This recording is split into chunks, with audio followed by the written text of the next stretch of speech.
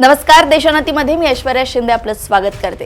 काही दिवसांपासून केंद्रीय गृहमंत्री अमित शहा यांनी डॉक्टर बाबासाहेब आंबेडकर यांच्याबद्दल केलेल्या वक्तव्यानंतर देशभरात त्याचे पडसाद उमटताना दिसतंय।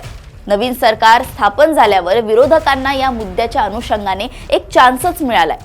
केंद्रीय गृहमंत्री अमित शहा यांनी डॉक्टर बाबासाहेब आंबेडकर यांच्याबद्दल केलेल्या वक्तव्यानंतर काँग्रेसनं चांगलीच आक्रमक भूमिका घेतली। काँग्रेसकडून हाच मुद्दा पकडत भाजपवर जोरदार हल्लाबोल करण्यात येतोय। काँग्रेस खासदारांकडून आंदोलनं देखील करण्यात आली।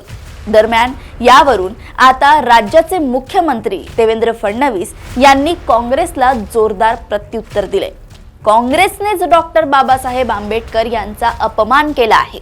काँग्रेसकडूनच आरक्षणाला विरोध करण्यात आला असं त्यांनी म्हटलंय। नवीन स्थापित झालेल्या देवेंद्र फडणवीस सरकार 3.0 चे मुख्यमंत्री देवेंद्र फडणवीस यांनी चांगलाच आक्रमक होत काँग्रेसवर सरळ निशाणा साधला।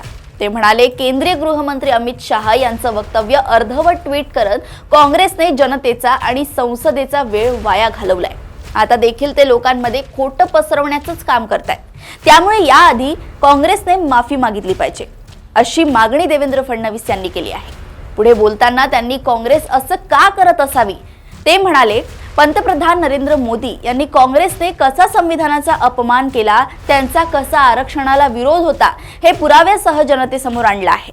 त्यामुळेच काँग्रेसकडून हे सर्व करण्यात येत आहे। फडणवीस इतके आक्रमक झाले की त्यांनी इतिहासही काढला। ते म्हणाले की काँग्रेसकडून आरक्षणाला विरोध होत आला आहे। हे जेव्हा मोदीजींनी संपूर्ण जगासमोर आणलं तेव्हा काँग्रेस पार्टी अशा प्रकारचं नाटक आता करत आहे। खरं म्हणजे याच काँग्रेस पार्टीने भारतरत्न डॉक्टर बाबासाहेब आंबेडकरांना निवडून येऊ दिलं नाही। लंडनमध्ये डॉक्टर बाबासाहेब आंबेडकर जिथे शिकले ते घर लिलावात निघालं होतं। काँग्रेसकडे अनेक संघटनांनी मागणी केली, हे घर लिलावात जाऊ देऊ नका, पण त्यांनी लक्ष दिलं नाही। जेव्हा आमचं सरकार आलं तेव्हा ते घर आम्ही घेतलं। महू असो, दीक्षाभूमी असो, अलीपूर रोड असो, प्रत्येक ठिकाणी डॉक्टर बाबासाहेब आंबेडकरांच्या स्मृती जपण्याचं काम हे भाजप सरकारने केलंय। काँग्रेसला फक्त त्यांचं नाव वापरायचं आहे आणि त्यांचं नाव वापरून राजकारण करायचं आहे। मात्र त्यांना कुठलाही सन्मान कधीही काँग्रेसने दिलेला नाही। भारतरत्न देखील काँग्रेसने दिलेला नाही। हे देखील या ठिकाणी देवेंद्र फडणवीस यांनी स्पष्टपणे सांगितलं। काँग्रेस सरकारने इंदू मिल्समधील स्मारकासाठी जमीन देखील दिली नाही असं फडणवीसांनी सांगितलं। इतकंच नव्हे तर नवीन सरकार सत्तेवर आल्यानंतर आता सायबर गुन्ह्यांसंदर्भात सरकारने काही पावलं उचलली आहेत। याबद्दल काही जाणून घेऊया। सोशल मीडियावर मुख्यमंत्री देवेंद्र फडणवीस यांच्या विरोधात बदनामीकारक पोस्ट व व्हिडिओ पोस्ट करणाऱ्या 12 प्रोफाईल विरोधात महाराष्ट्र सायबर विभागाकडून गुन्हा दाखल करण्यात आलाय। भाजपच्या वतीने या प्रकरणी पोलिसांकडे तक्रार करण्यात आली होती। मुख्यमंत्र्यांच्या जुन्या भाषणांमध्ये छेडछाड करून ती समाज माध्यमांवर पोस्ट करण्यात आली होती। या प्रकरणी समाज माध्यमांवरील संशयित प्रोफाईल वापरकर्त्यांना नोटीस बजावण्यात आली आहे। या प्रकरणी एक्स, फेसबुक, इंस्टाग्राम व यूट्यूब वरील 12 प्रोफाईल विरोधात गुन्हा दाखल करण्यात आल्याची माहिती आहे।